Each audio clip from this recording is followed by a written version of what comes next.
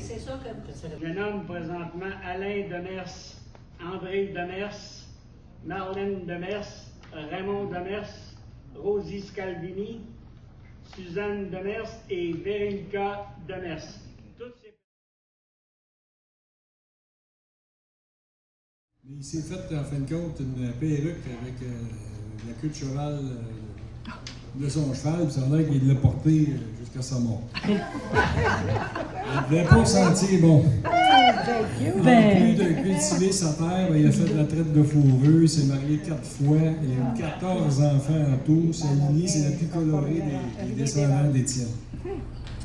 Ensuite, vers 1862, il y a eu l'ouverture d'une nouvelle route. TJ et sa famille ont décidé de s'aventurer vers le Montana, dans la vallée de Frenchtown, où ils ont continué à développer leur entreprise. C'est là qu'il a commencé à diversifier ses activités dans le commerce entre les routes entre le Montana et l'Utah. Ranch, où il va prendre part de la bourgeoisie puis avoir un certain rôle politique dans sa ville de la Prairie.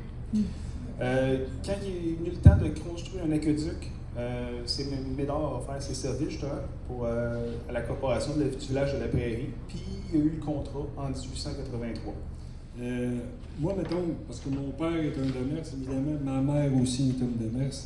Si je recule, mettons, au plus loin de moi, mes connaissances, si on veut, là, Zénophile Demers, qui est mon grand-père, lui c'est un monsieur qui s'est marié 3 fois. Il a eu une femme, il a eu 3 enfants, elle est décédée. Il y a eu une autre femme qui est la mère de mon père. Il s'est marié en 1911, puis elle est morte en 1912, quand elle a accouché de mon père. Elle avait un enfant, un des 2 petits bâtards. Okay. Elle avait un mari, puis c'est ce mari-là qui est parti aux États-Unis, puis qui n'est jamais revenu. Donc là, la madame au Québec, elle s'est retrouvée toute seule avec un enfant, puis c'est là qu'elle a épousé mon grand-père. Mais étais-tu déjà mariée avec le monsieur? Ben oui, de mariée. Je sais pas comment. Oui, mais ma question est la suivante. Oui. Il aurait pu se marier pareil. Dans ce temps-là, vous avez dit qu'il s'était marié avec un autre. Ben oui. Il n'était pas légitime par la religion. Fait qu'il a pris mon père et il l'a envoyé dans une crèche à Montréal. Ah oui, ça c'est C'était comme ça à l'époque. 2-3 mois plus tard, on ne sait pas exactement la date, il y a une cousine de mon père, qui elle s'appelait Phoenix, mais elle était dans la vingtaine, elle était mariée, Guéméry, puis tout, qui décide d'aller voir à la crèche. Il a avoué mon père, elle trouve qu'il fait pitié, mon père en 1912, elle trouve qu'il fait pitié, elle dit je le prends, je le ramène. À l'époque, il se cassait pas la tête les bonnes sœurs. Signe en bas pour avec. Tu sais, là, ça s'est fait tout dans la même journée. Il est revenu à Sainte-Martine, s'est racheté une terre, il a besoin de main-d'œuvre, fait qu'il est allé chercher mon père chez la cousine, puis ça en vient travailler. Tout seul de sa gang, mais écoute, dans la famille, dans le village, les cousins et les cousines, leur nom, c'était les bâtards. Ça, c'est un petit peu l'histoire de mon père. bon, juste hein? C'est une belle histoire. Non, mais pour la compter, même, c'est le fun. Oui. Si on part d'Étienne, dans le fond, aller à Jacob, mon petit-fils, c'est comme 13 générations, 12, 13. Fait que c'était un peu l'histoire de Raymond Demers, mais celui ici, là, pas lui là, lui là. C'est très compliqué. On est pas mal aussi. It's going down the street.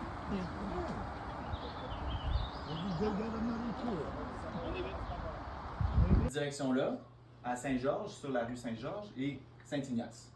And we're gonna go back à la church, c'est juste ici. C'est bon?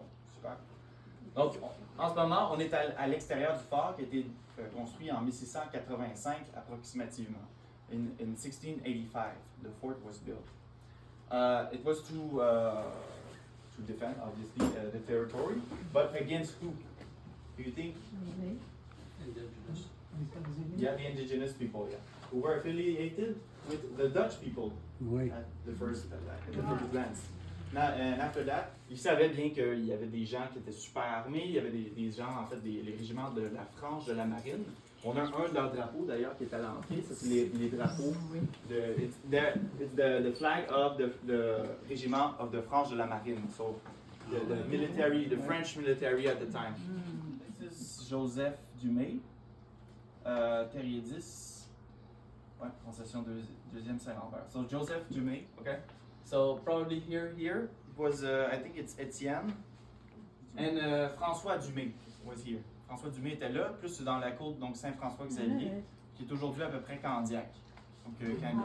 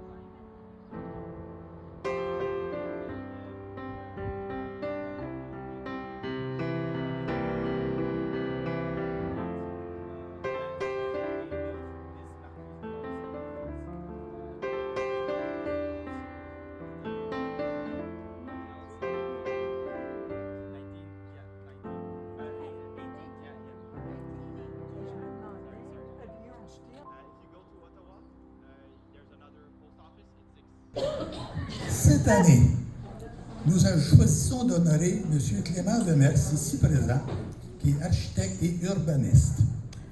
Clément Demers, récipiendaire de l'Ordre national du Québec en 2023, notre nouveau membre du Temple de la Renommée 2025 est aussi architecte, urbaniste émérite et gestionnaire de projet. Il est considéré comme étant l'un des artisans du Montréal d'aujourd'hui. Il s'est également mérité plusieurs prix pour souligner ses contributions dans les domaines de l'urbanisme, de l'architecture, du design, de la protection du patrimoine et de la gestion de projets. À titre d'exemple, il y a quelques exemples qui vont apparaître sur l'écran. Le premier, je ne le mentionne pas, mais je vais vous le dire. Non? Des gens qui sont beaucoup au centre-ville de Montréal. Ce qu'on voit là, c'est la carte du Montréal souterrain. Je pense que Clément est un grand... Il fait partie des grands qui ont travaillé beaucoup à ce projet-là. Bravo Clément. Vos accomplissements sont des plus remarquables et inspirants. Oui.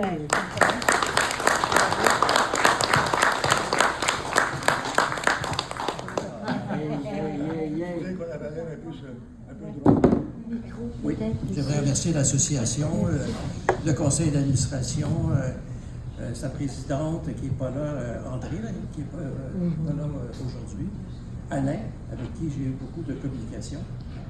Et puis, très honoré par cet hommage qui m'est rendu. Et puis, je pense qu'il faut mettre aussi les choses en perspective. Puis, Dans les photos ici qui défilent, j'ai mis le nom de tous les architectes et concepteurs de ces projets-là. L'ancien président de la France, Jacques Chirac, qui disait les emmerdes, ça vient jamais seul, ça vole en escadrille.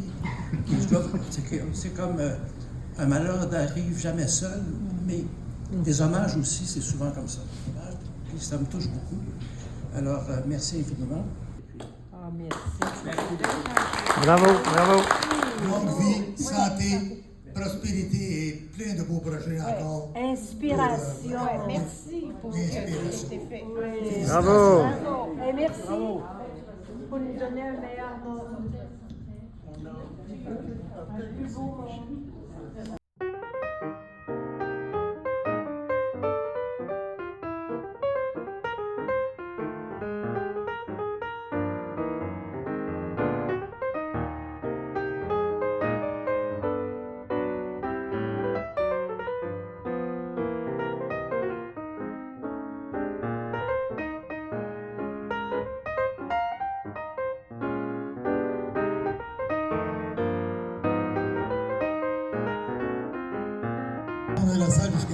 On a la salle jusqu'à minuit et demi. Oh non. Le soleil descend en bas.